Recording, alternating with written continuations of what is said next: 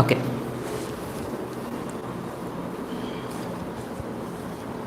So in this video, you will discuss some important expected problems, right? So it is not that you will get the same question, but you will get a problem from these topics, right? So we will split this into some parts. The first, you divide linear algebra into some parts. The first part is problems based on linear independent, linear dependent, and problem based on basis. So this is the first part. The first part is linear independent, linear dependent, and basis. So they will give some set of vectors. So you need to check whether it is basis. You need to check whether it is independent or dependent, etc. So this is one kind of problem. And the second set is linear transformation. They will give one transformation. You need to find the matrix for the corresponding transformation, and also you need to find a null space for the transformation and a range space for transformation. This is the second kind of problem, right? So they will give one transformation. For the transformation, you need to find the matrix for the given basis, and then you need to find null space and range space. So this is second kind of problem. And third kind is problems based on eigenvalues and eigenvectors and characteristic polynomial. So this is a third type. And fourth type is they will give a system of equations. We need to find solutions, right? So that is solving a system of linear equations. So maximum we divide this into 4 parts. We will solve around 7 to 8 problems on these 4 parts, right?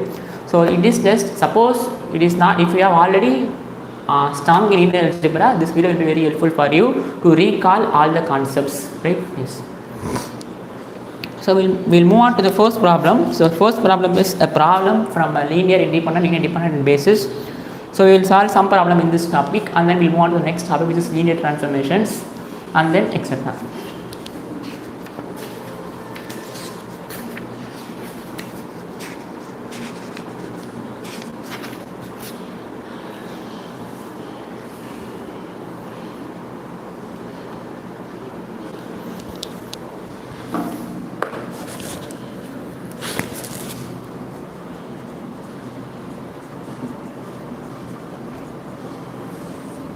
So the first question is, show that the set 1 0 0 1 1 0 and 1 1 1 forms a basis for R3 of R. Find the coordinate of the vector. Find the coordinate of the vector A, B, C with respect to above basis. With respect to above basis. Right? So this is one kind of problem. So what they have given is, we need to check whether this set forms a basis for R3 of R, and I am already assuming that you have watched the linear algebra playlist, because there I will explain all basic definitions. So we need to check whether this set forms a basis or not, and then we need to find the coordinate of the vector ABC with respect to above basis, right? So I will do very fast, because this is not a beginner video. So this video is for the upcoming mains. So I think everyone will be very comfortable with these kinds of problems. So in order to check whether this is a basis, first we need to check whether it is linearly independent. A linearly independent set which spans the entire space, the entire vector space, is called basis. So first we will check whether these vectors are linearly independent. So to check this, what we need to do is, you write this as a linear combination. For example, let us say some A into let's say we don't need to write A, because we already need to find the coordinate of the vector ABC. So what we will do is, we will write x into 1 0 0 plus y into 1 1 0 plus z into 1 1 1 is equal to 0. So write this as a linear combination in x y z, and if x y z all are 0, then this is linearly independent. Suppose if at least one is non-zero, for example if x is non-zero, then these are linearly dependent. So in order to prove linearly independent, so for linearly independent, we should get x to be equal to 0, y to be equal to 0, z to be equal to 0. All should be equal to 0. So in order to find x, y, z, we need to solve this system of equations. So for solving system of equations, what we need to do is, so we just find the first component. Here the first component is x, here second component is y, and here it is z. So x plus y plus z is equal to 0. It means it is equal to 0 means it is 0 comma 0 comma 0.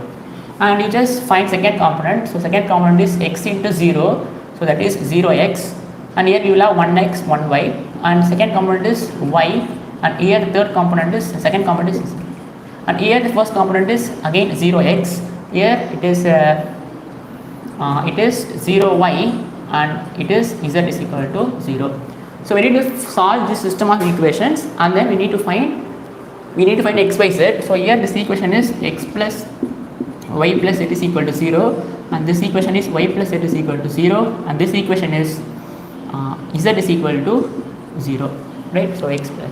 So you can see this is a homogeneous equation. Homogeneous equations means the RHS is 0, and we can use a systematic way to solve a homogeneous equation. So I'll just give you an overview. Ax is equal to 0, A is a n cross n matrix, x is the unknown variable, and if it is equal to 0, then if determinant of A is not equal to 0, that means only trivial solution, that is x is equal to 0, y is equal to 0, x is equal to 0. Suppose if determinant is equal to 0, non-trivial solution exists.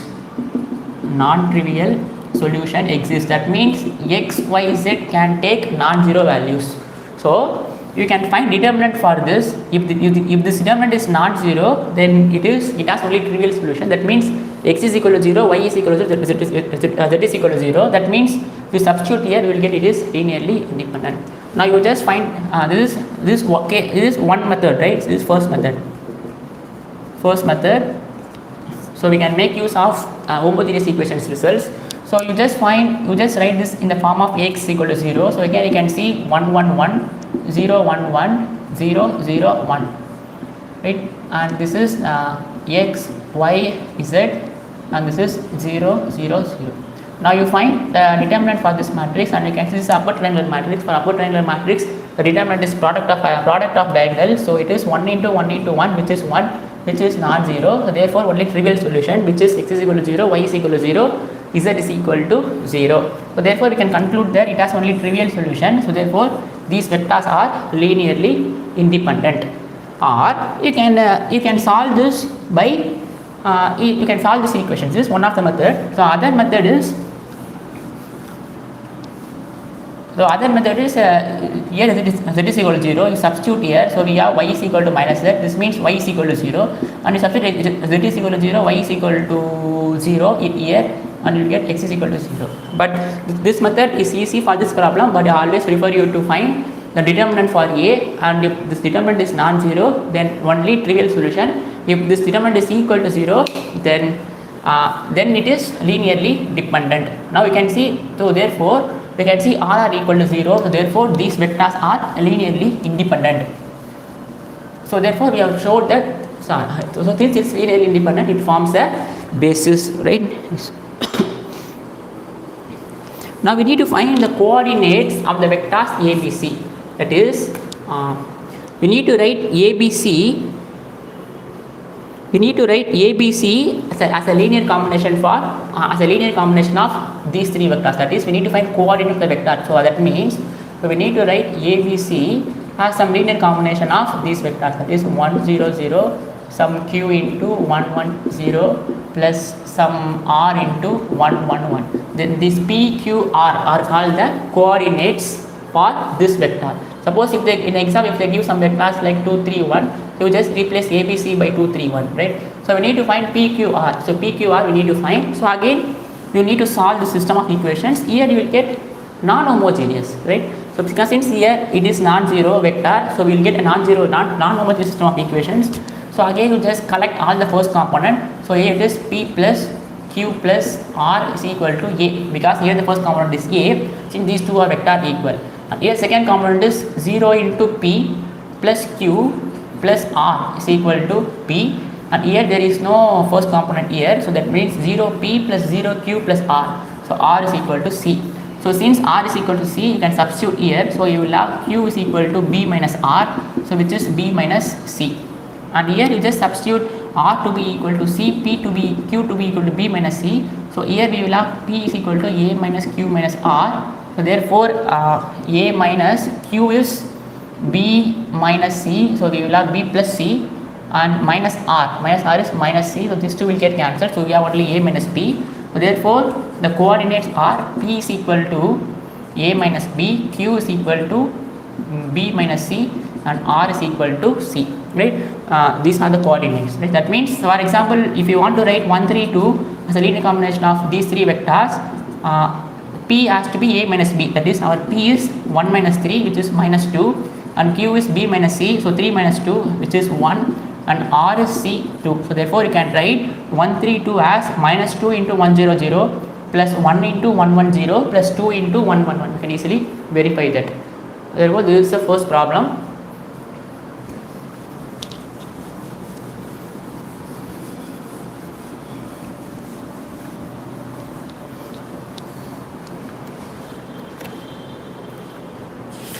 Now we move on to the second problem.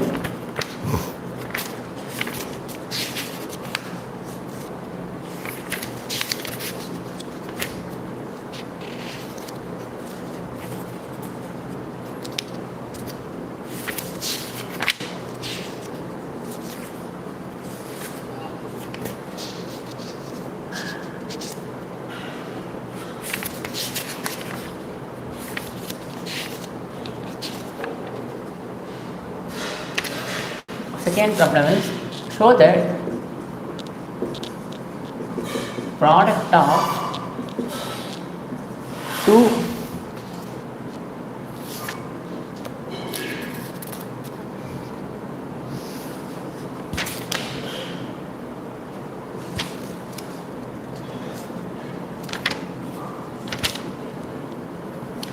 so we move on to second problem. Second problem is, let S of R denote the vector space of all polynomial functions in X be vector space of all polynomial functions over the field of R. Let D and T be two linear operators. So let D and T be two linear operators. So linear transformations, linear operator defined on V.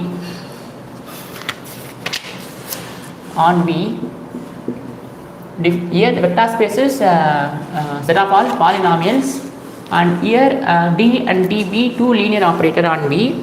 So the first operator, what it does is, so it takes a function and D of f of x, it returns the derivative of the function. And the T is another linear operator, it takes the function and it gives the integration of the function. Show that dt is equal to I and td is not equal to I, right? So it can also be restated as, show that product of two linear transformation is not commutative. You can give this example, right? So product of two that is linear transformation is not commutative. Linear transformation is not commutative in general, right? So you can use this example. So here we need to prove that dt is equal to I and td is not equal to I. So first we will find dt and then we will show that it is equal to I.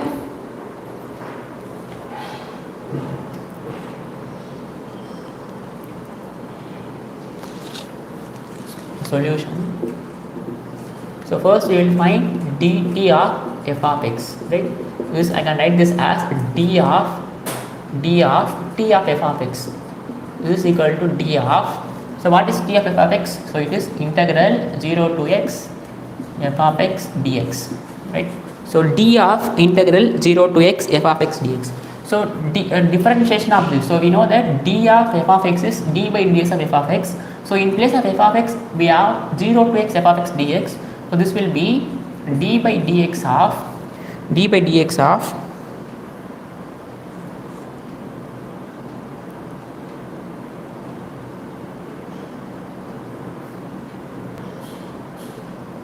okay, we will do this in some other way.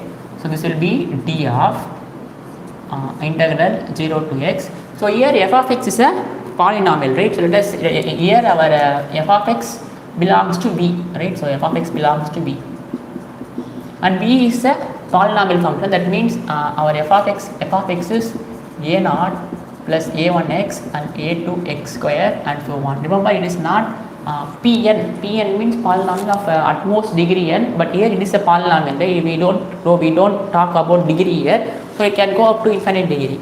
So this is a polynomial vector space. So there are two vector space. It is that are called polynomials. That's it. And there is some other vector space which is Pn, which is polynomial of degree less than or equal to n. Don't confuse about this. So here f of x is a naught plus a1x plus a2x square and so on. So we substitute here. So a naught plus a1x plus a2x square and so on into dx. So we will integrate this term by term, and then we will substitute upper limit minus lower limit. So here you can see d of, so here we will have a naught is constant, integral dx is x, and upper limit minus lower will be a naught x, and here we will have a1 x square by 2, and here we will have a2 x cube by 3 and so on.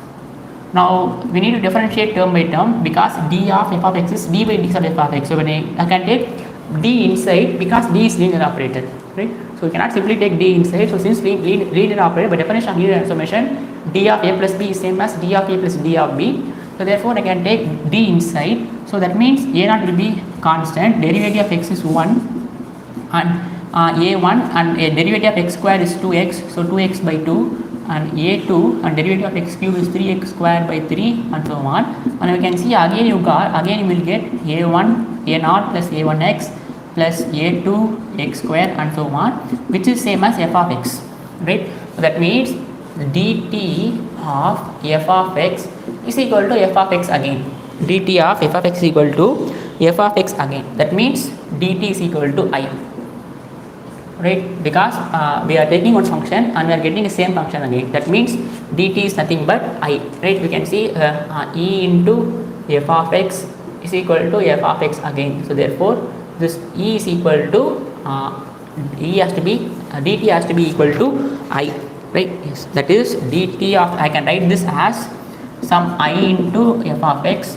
So you can see dt of f of x is equal to I into f of x. So when I equate this term, that means dt is equal to I. So therefore we have shown that dt is equal to I. Now we will show that td is not equal to I again.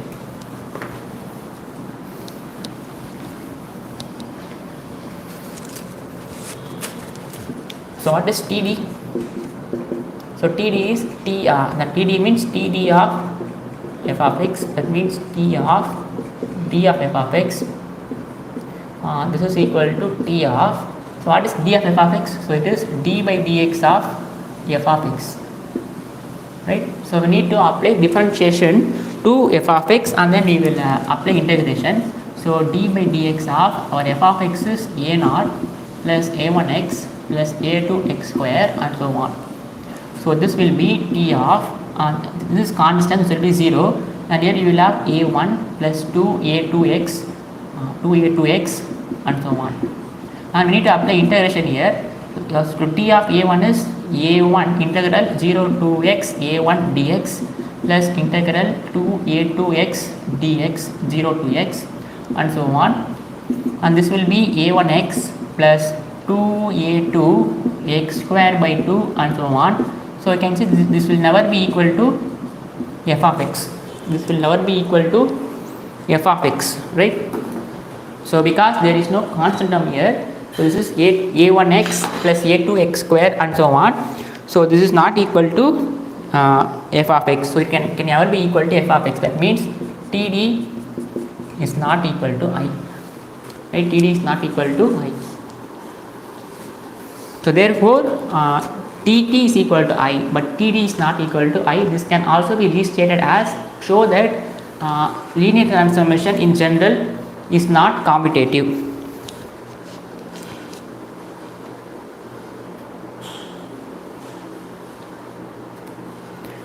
And also we can also show that it can also be restated as show that dt is not equal to td. Now okay, clearly you can see dt is equal to I, but td is not equal to I, right? So therefore you can also show this like. So same question you can write this answer for 3 questions. The first question is this. Second question is show that dt is not equal to td. And third question is third restated question is show that the linear transformation is not commutative in general.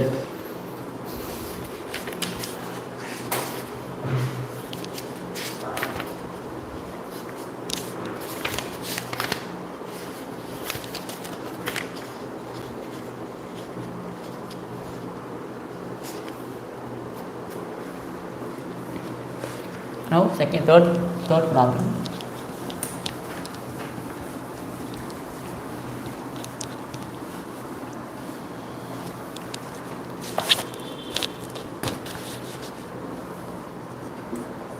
Find a linear transformation T from R2 to R2 such that T of 1, 0 is equal to 1, 1 and T of 0, 1 is equal to minus 1, 2. Prove that T maps the square with vertices 0, 0, 1, 0, 1, 1, 0, 1 into a parallelogram, right? So we need to find linear transformation that maps T of 1, 0 to 1, 1 and T of 0, 1 to minus 1, 2, and we need to prove that T maps the square with vertices this into a parallelogram, right? So that means we need to show that it maps a square with vertices 0, 0, 1, 0, 1, 1, 0, 1 onto a parallelogram. So that means we need to find these 4 points, right? We need to find these 4 points, and then we need to say distance between this point is same as distance between this point, and we need to say distance between this point is same as distance between this point. That means first we need to find actually we know, so T this point is nothing but T of 0, 0, and this point is nothing but T of 1, 0, and this point is T of 0, 1, and this point is T of 1, 1. So first we need to find T of x, y, then only we will find T, then only it is easy to find T of 0, 0, T of 1, 0 and so on. So first we will find T of x, y. So it is given that T of 0, 1 is equal to minus 1, 2 and T of 1, 0 is equal to 1, 1 and T of 0, 1 is equal to minus 1, 2. So we need to find T of x, y.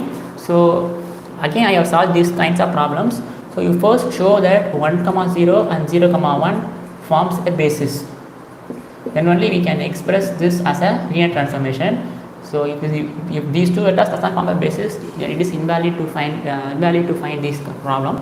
So again you can use a standard basis, right? So standard basis 1, 0, 0, 1. So these are standard basis. So it will form a basis. Now in order to find T of x, y, so you just write x, y as a linear transformation, as a linear combination of these two vectors, right? So you write x, y as some x into 1, 0 plus y into 0, 1. So whatever the input they give, you just write x, y as x, y as some x into 1, 0 and 0, 1. Now you will find x and y. Now what will be T of x, y?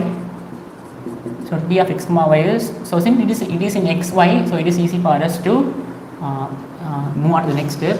So since it's linear transformation, so I can write this as x into T of 1, 0 plus y into T of 0, 1. I can bring T inside. and they have already given that t of 1 comma 0 is 1 comma 1 and t of 0 comma 1 is minus 1 comma 2. So we just equate the first and second component. So we will have x minus y. So here you have x into 1, here you have minus 1 into y, and here you will have x plus 2y. So this is a linear transformation, that is t of x comma y is equal to x minus y comma x plus 2y. Now we will find these 4 points. The first point, this point is nothing but t of 0 comma 0, right? T of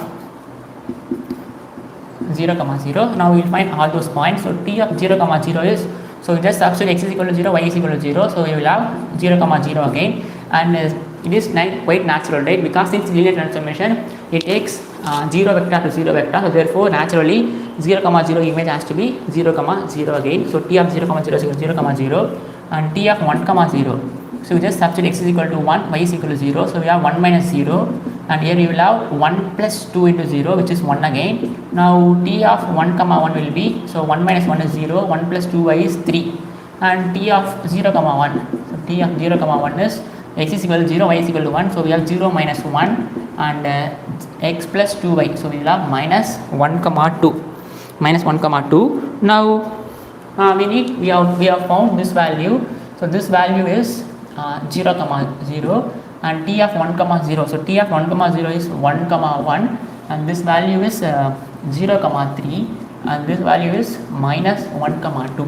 Now you find distance between this point and this point, and you just find distance between this point and distance between this point, and distance between this point and distance between these 2 points. So let us name this as A, let us name this as B, let us name as C, and this as D. Now you just find distance between